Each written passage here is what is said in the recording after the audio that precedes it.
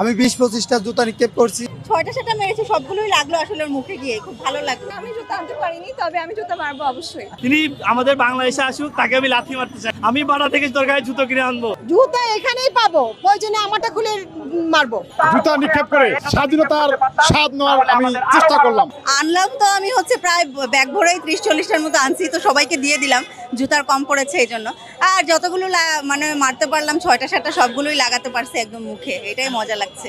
আমি তো 30-40টার মতো আনছি জুতা এনে, হলেই আছে, আরো আছে বালতি ভরা ভরা, মেয়েরা দিল তো আনি নাই সবগুলো, আনতে পারিনি, ভারী তো এই জন্য যতগুলো পারলাম আর কি ততগুলো নিয়ে চলে আসছি। ভালোই লাগছে, কখনো আর কি ওভাবে ওই টার্গেট করে কোনো কিছু লাগাতে পারি না, এটা পারলাম সবগুলো। 6টা 7টা মেরেছি, সবগুলোই লাগলো আসলে ওর মুখে গিয়ে, খুব ভালো লাগলো।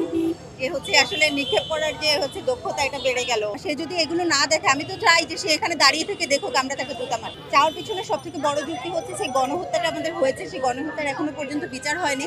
যদি সে দেশে নাই আসে তাহলে বিচার হওয়ার আসলে বাইরে থেকে ওভাবে বিচার হওয়ার সম্ভাবনাও খুব কমে যায়। আর বিচারের কার্যক্রম যত দেরি হয় তত বেশি বিচার পাওয়ার সম্ভাবনাও কমে যায়। আমরা চাচ্ছি যত দ্রুত সম্ভব তাকে দেশে আনা হোক। সে দেশে আসবে কি চট করে ঢুকে পড়বে এরকম না ব্যাপারটা, তাকে দেশে এনে বিচার করা হোক। যারা এই রাজত্ব বিস্তার করার চেষ্টা করবে তাদের মাথায় রাখা উচিত, একসময় সিংহাসনে বসলে এবং বসে যদি নির্যাতন করা হয় তাহলে একসময় জুতার বাড়ি খেতেই হয়। হয়তো মানুষের ইচ্ছা ছিল আগে থেকে, তারা সুযোগ পায়নি। আজকে যেহেতু বিশেষ দিন, তার জন্মদিন, তার সেলিব্রেশনটা এইভাবে হবে। সে যে কাজ করেছে তার পরিপ্রেক্ষিতে কিন্তু এরকম একটা আয়োজন করা হয়েছে। না, যদি মানুষ এটাকে খারাপভাবে দেখতো তাহলে হয়তো এত মানুষের জমায়েত হতো না। তার কর্মফলের পরিপ্রেক্ষিতে কিন্তু এত মানুষ জড়ো হয়েছে। সে কি কেক ডিজার্ভ করে আপনার মনে হয়? সে কি কেক কাটার মতো যোগ্যতা আছে তার এখনো? সে যে কাজ করেছে তারপরে। আমি জুতা আনতে পারিনি, তবে আমি জুতা মারবো অবশ্যই। জুতা মারার মধ্যে দিয়ে আমরা মেসেজ দিতে চাচ্ছি যে যারাই ভবিষ্যতে ফ্যাসিস্ট হবে বা তার মতো আচরণ করবে, সাধারণ মানুষের প্রতি অন্যায় করবে, তাদেরকে কিন্তু তাদের কর্মফল ভোগ করতে হবে। দেশের সাধারণ মানুষের সঙ্গে যে কাজটা করেছে, যেরকম ব্যবহার করেছে, এটা সবার জন্য একটা শিক্ষা, তাদের জন্য বিশেষ বার্তা, যেন কেউ এই কাজটা আর না করে। মেরেছি, খুবই ভালো লাগছে। আরো যদি মারতে পারতাম তাহলে ভালো লাগতো। আমি তাকে লাথি মারতে চাই, আসুক, তিনি আমাদের বাংলাদেশে আসুক, তাকে আমি লাথি মারতে চাই, আমার জুতো মারতে চাই। আমি বাড়া থেকে দরকার জুতো কিনে আনবো, সেই জুতো। তিনি আমাদের অনেক ভাই বোনদের মেরে ফেলেছে, তারা আর কি আদেশ দিয়েছে, তো সেই জন্য আর কি আমাদের অনেক রাগ রয়েছে। এবং এই যে পিলখানা হত্যা, তারপরে 13 সালে যে হেফাজতে হত্যা মতিঝিলের, সবার জন্য আরো অনেক ক্ষোভ রয়েছে। তো তারা আসলে জুতো মারতে তারা হবে না, তাকে আমি ফাঁসি চাই একদম। এখন মারতে আসছি, সাথে মেয়েটাও আসবে জোর করে, ও আসতে চায়, আমি আসতে চাইনি, ও আসবে জোর করে, চলে আসছো। জুতা এখানেই পাবো, প্রয়োজনে আমারটা খুলে মারবো, না পেলে যতগুলো মারা যায়।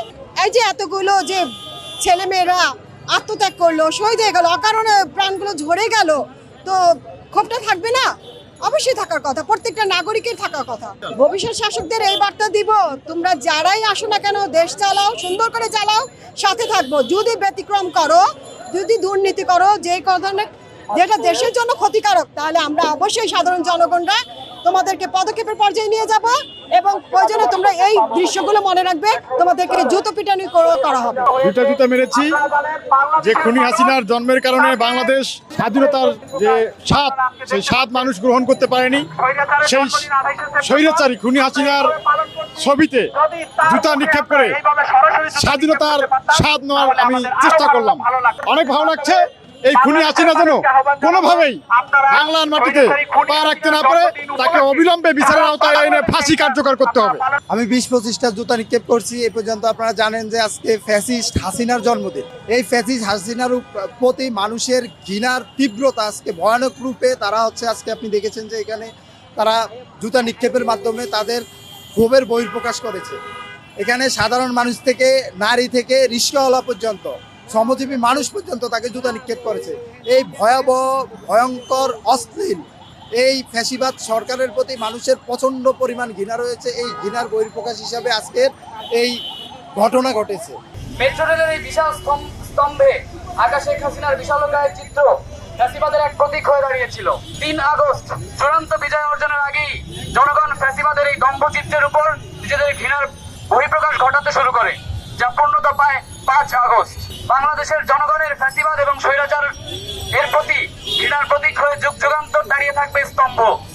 আগামী দিনের বাংলাদেশে যে কোনো শাসককে স্বৈরাচারী এবং ফ্যাসিবাদী হয়ে ওঠার পরিণতি স্মরণ করিয়ে দিতে এই স্তম্ভকে যুগ যুগান্তর ধরে সংরক্ষণ করার গণ ঘোষণা দেওয়া হলো।